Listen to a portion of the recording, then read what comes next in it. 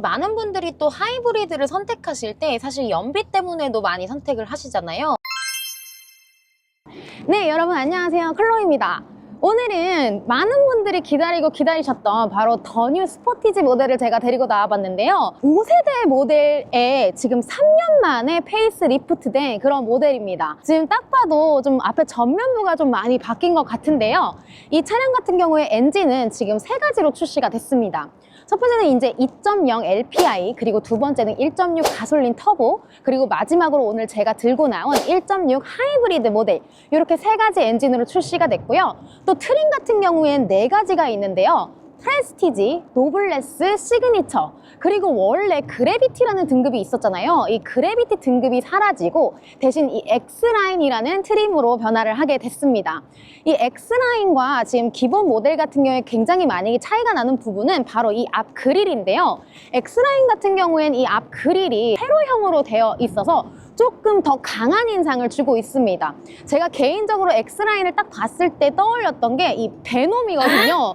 약간 그런 식으로 좀 거미 같고 좀 더 강한 모습을 더 주는 것 같습니다. 그럼 바뀐 더 뉴 스포티지 모델 외관을 한번 자세히 살펴보실게요.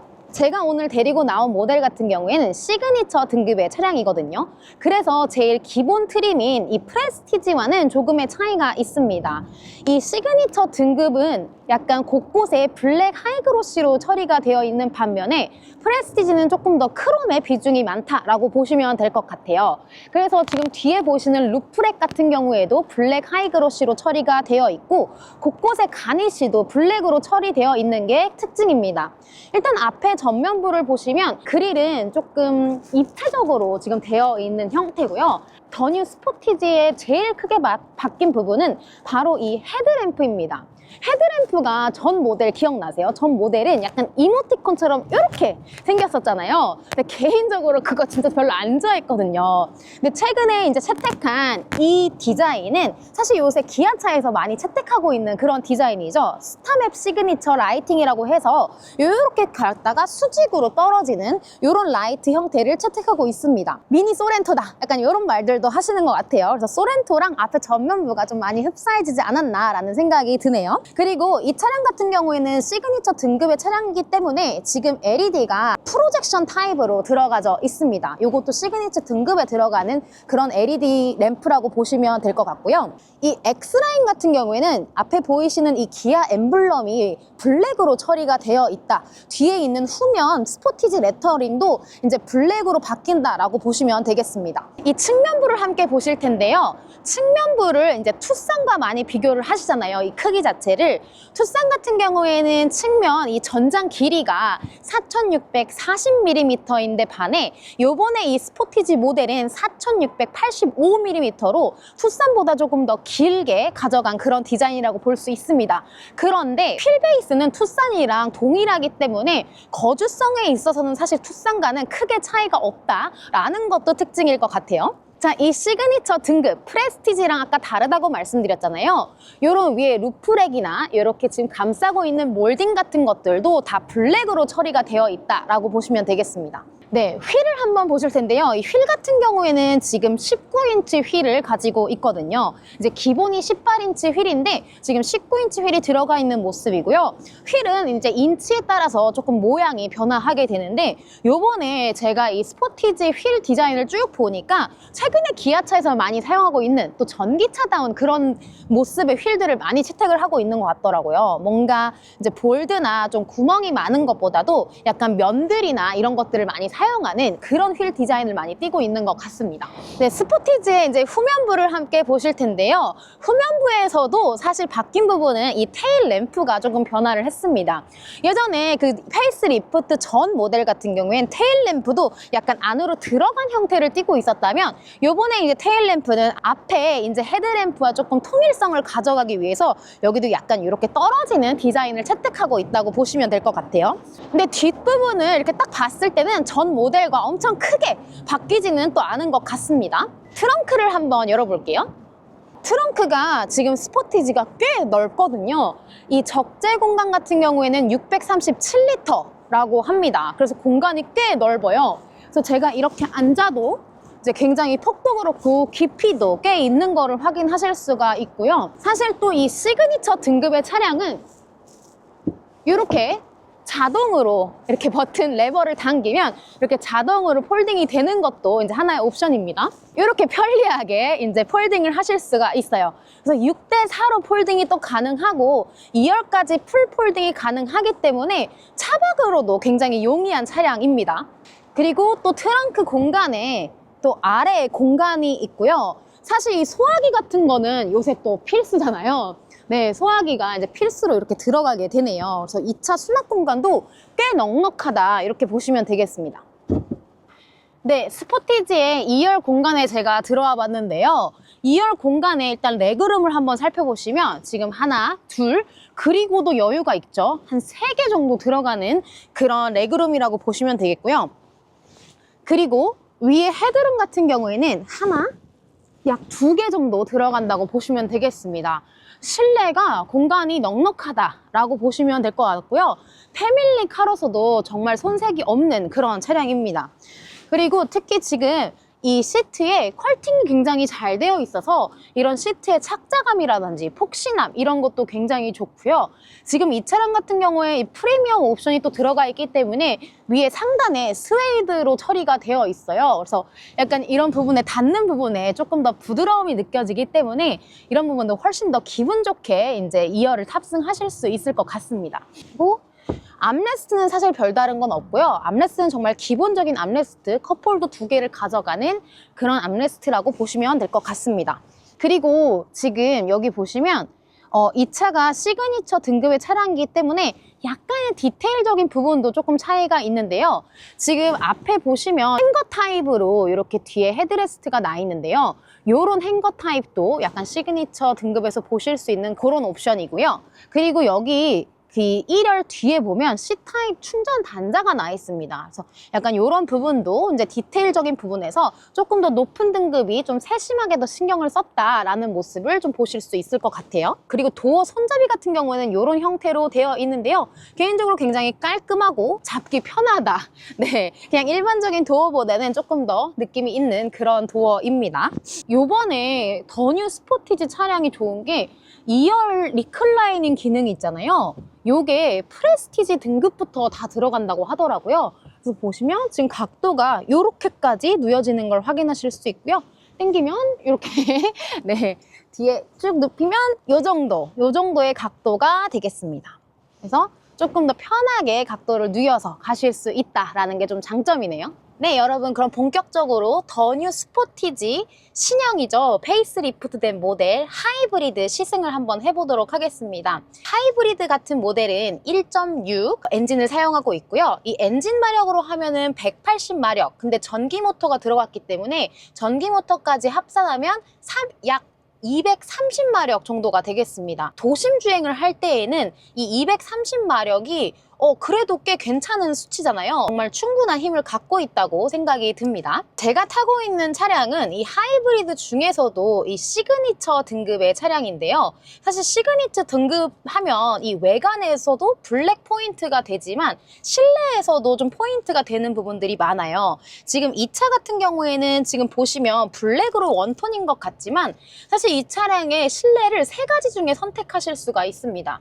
그래서 3가지 중에 이 네이비, 베이지 투톤이 있더라고요. 개인적으로 이제 그 실내 색상이 전 가장 예쁜 것 같습니다. 그리고 시그니처 등급 차량에는 지금 센터 패시아 부분이라든지 약간 곳곳에 우드 그레인으로 좀 포인트를 해놨는데 이 우드가 사실 자칫 잘못하면 굉장히 올드해 보일 수가 있거든요. 근데 이 우드 그레이는 약간 회색빛을 띠면서 조금 더 고급짐을 더해서 이제 영한 바이브도 꽤 많이 주는 것 같습니다. 또 실내에서 보이는 건 지금 스티어링 휠인데요. 스티어링 휠이 이제 최근에 기아차에서 많이 채택하고 있는 그런 스티어링 휠 디자인입니다. 지금 위아래에 D컷으로 조금 잘려 있고요. 약간 D컷 하면 사실 스포티한 느낌을 또 주기 때문에 이런 핸들도 굉장히 예쁜 것 같습니다. 그리고 핸들 같은 경우에 좀 놀랐던 게 좀 얇아요. 얇고 가벼워서 여성 운전자분들도 굉장히 편하게 운전할 수 있는 정도의 그런 감도라고 보시면 될 것 같습니다. 지금 운행을 하면서 보이는데 이 헤드업 디스플레이가 정말 굉장히 깔끔한 것 같아요. 이 최근 들어서 나오는 이 헤드업 디스플레이는 사실 굉장히 좀 정리가 잘 되어 있다라는 느낌도 드는데, 또 좋은 점은 예전에는 이제 순정 내비를 써야 헤드업 디스플레이가 됐는데, 최근 모델들은 이제 애플 카플레이를 연동을 시켜서 T맵을 사용하더라도 그 T맵이 이제 고스란히 HUD에 반영이 되기 때문에 이런 부분도 굉장히 편리한 부분 같습니다. 또 지금 계기판과 디스플레이 같은 경우에는 약간 커브드된 디자인으로 좀 깔끔하게 이제 운전자가 볼 수 있는 그런 화면을 구성하고 있고요. 완전한 통합형은 아니고 중간에 블랙 처리가 되어 있는 그런 디스플레이 디자인을 띠고 있습니다. 그리고 특이한 게 지금 컵홀더가 지금 제 우측에 이렇게 나 있는데요. 수납함으로 사용하실 수 있다가 이 버튼을 누르면 이 컵홀더 하는 부분이 생겨나게 돼서 수납 공간으로 사용하실 수도 있고 컵홀더로도 사용하실 수가 있습니다. 이런 부분도 굉장히 아이디어를 잘 쓴 부분인 것 같아요. 네, 이 하이브리드 차량의 좋은 점은 사실 또 여러 가지가 있는데, 이 회생 제동도 조정을 하실 수가 있습니다. 최근 기아 차들에서 이제 채택하고 있는 방식인데, 이 회생 제동을 이 패들 시프트를 통해서 조정을 하실 수가 있어요. 그래서 패들 시프트에 우측에 이 플러스 버튼을 꾹 누르게 되면 이제 오토라고 뜨는데요. 플러스를 누르면 회생 제동을 좀 더 강하게, 그리고 마이너스 버튼을 누르면 회생 제동을 조금 더 약하게 하셔서 사용하실 수 있습니다. 이런 부분들을 좀 조정을 하시면 이제 연비에도 훨씬 더 효율적이다라고 보실 수 있을 것 같아요. 또 이 차량이 저공해 2종 차량이기 때문에 주차장에서 할인이 됩니다. 사실 안 받는 것보다 이제 저공해 차량으로 공영 주차장이나 공항 주차장에 할인을 받는 것이 훨씬 더 경제적이다라고 볼 수 있겠죠. 지금 계속 주행을 하다 보면서 느껴지는 굉장한 장점은 굉장히 조용하다는 것입니다. 지금 이 차량 같은 경우에는 1열부터 2열까지도 이중 접합 유리로 들어가져 있기 때문에 이런 바깥의 소음을 굉장히 잘 잡아주고 있어요. 지금 별다른 노이즈가 들어온다거나 그러지 않고 이 소음적인 부분에서 굉장히 깨끗하고 조용하다 이런 느낌을 받습니다. 그리고 주행감은 부드러운 주행감은 맞고 약간 하부 쪽으로 살짝 깔리는 느낌이 드는데 주행감이 완전하게 이 충격을 잡아준다라고는 볼 수 없습니다. 아주 살짝 좀 통통 튀는 그런 느낌이 조금은 나요. 그래서 이 요철이나 이 파인 부분을 지나갔을 때 특히 더 그런 부분이 조금 더 전달이 되는 것 같습니다. 그리고 요철이나 이런 부분을 지났을 때는 그때의 특유의 하부 소음도 살짝 들리는 편이기는 합니다. 그리고 이 하이브리드 같은 경우에는 가솔린에 비교해서 좋은 점이 이제 이 핸들링과 이 라이딩 기능이 들어간 건데요. 이 핸들링 같은 경우에는 이제 커브길을 가거나 이럴 때 약간 가속이나 감속의 부분에서 조금 더 부드럽게 조정을 해주는 그런 기능이라고 보면 되고요. 이 라이딩 기능 같은 경우에는 이제 우리가 방지턱 같은 약간 충격이 있는 곳을 넘어갈 때 조금 더 승차감을 부드럽게 해주는 약간 그런 기능이라고 보시면 될 것 같습니다. 가솔린 차량과 하이브리드 차량의 이 변속기에 좀 차이가 있는데요.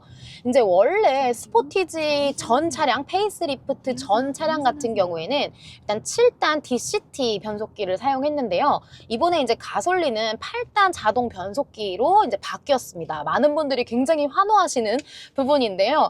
이제 하이브리드 차량에는 6단 자동 변속기가 들어간다고 보시면 되겠습니다.